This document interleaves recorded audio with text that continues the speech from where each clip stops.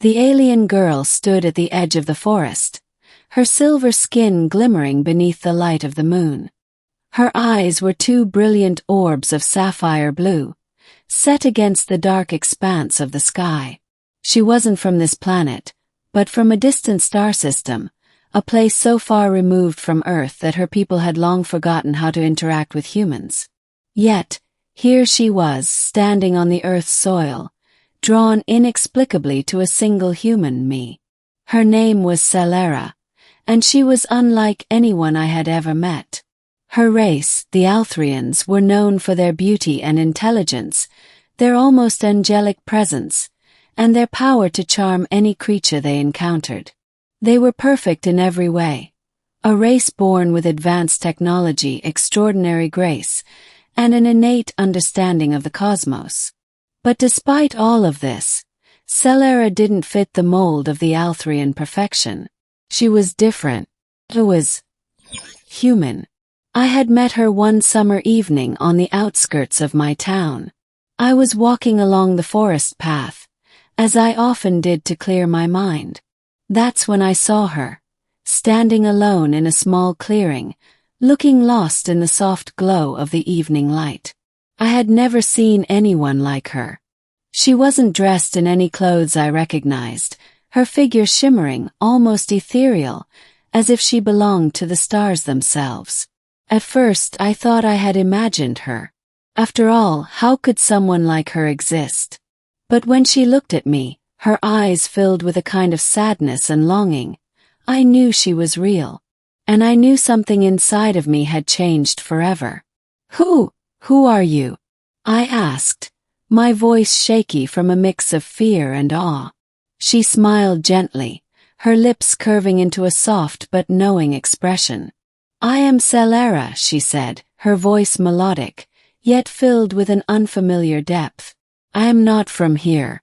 I've traveled across the stars to find you. To find me? I asked, utterly confused. Yes, she nodded. I've been watching you, watching your world, and I've learned that you are special. You are unlike any other human. I have come to understand things about your kind that I cannot explain. But most of all, she paused for a moment, as if weighing her words carefully. Most of all, I love you.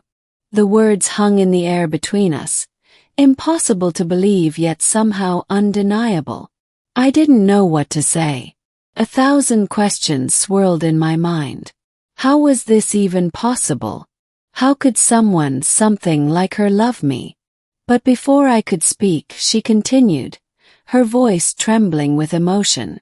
You see, my people, my kind, are perfect. We are designed to be admired, to be loved. Everyone we meet adores us, is captivated by our beauty and intelligence. We are adored in ways you can't comprehend.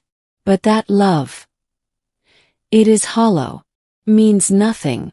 It's only based on our outward appearance. No one truly knows us, not in the way that you do. I blinked, stunned by her words. What do you mean? No one knows you. But I trailed off, unsure how to finish that sentence. It was perfect, beautiful, everything I had ever imagined in a dream. No, she said softly, almost regretfully. I am not perfect. I have never felt like I belong. No one has ever truly loved me for who I am. Only for what they see. But when I met you, I felt something that I have never felt before. Connection. You are different. You see me, truly see me. And I love you. Not because of your appearance or your race, but because of who you are. Because of your heart. Because of your soul. Her words struck me like a bolt of lightning. No one had ever spoken to me like that before. Her love, her affection, it felt so genuine, so pure. And yet, I couldn't help but feel a sense of confusion and fear. How could I, a simple human, ever truly be worthy of someone like her? Someone who was from the stars, someone who was perfect in every way. I was flawed. I was human. Why me? I whispered, my voice barely audible. Why would you choose someone like me? She took a step closer to me, her gaze never leaving mine. "'Cause you are real. Because your love is not based on appearances or grandeur. Because when you love with your whole being. No mask. No pretense. Just you." I felt my heart race as I processed her words. But a feeling of unease crept into my chest. "But can we even be together? You're not from here. Or different. I don't know if I can understand all that you are." She smiled softly, her expression filled with an emotion that I couldn't name. "I am different, but that doesn't change what I feel for you. I've spent so long wandering the stars, searching for something that could fill the emptiness inside me. But I didn't find it until I met you." I felt my breath catch in my throat as her words sank in. Her love for me was real, genuine. She didn't love me for my appearance, my success, or the things I could offer her. She loved me because I was me, because of who I was on the inside. And I realized, with a shock, that I felt the same way about her. I had never met anyone like her, never known anyone who saw beyond the surface. She was a creature of the stars, and I was nothing more than an ordinary human. Yet, in this moment, none of that seemed to matter. What mattered was the connection we shared, the bond that had formed between us since that first meeting. "I love you too, Selara," I whispered, my voice thick with emotion. Her eyes softened, and I saw something flicker in them. Relief, joy, and perhaps even a touch of fear. "You love me?" I nodded, my heart full. "I don't know how this will work. I don't know what the future holds. But I know that I love you. And I want to be with you, no matter where you come from." Her smile bloomed across her face, radiant and full of warmth. "You don't understand. You've given me something that no one else has ever been able to give me. Your love is the most precious thing I have ever known." But despite her words, there was a sadness in her eyes, a longing that didn't seem to fade.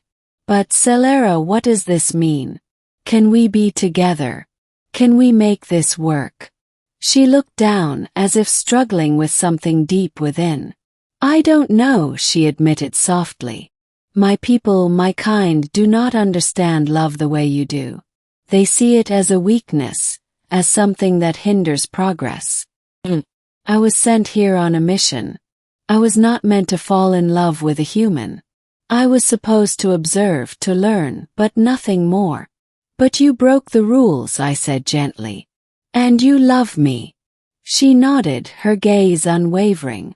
"Yes, I broke the rules. But I couldn't stop myself. I never stopped loving you. You are everything I never knew I needed." The silence between us stretched, heavy with unspoken words. But in that moment I understood something.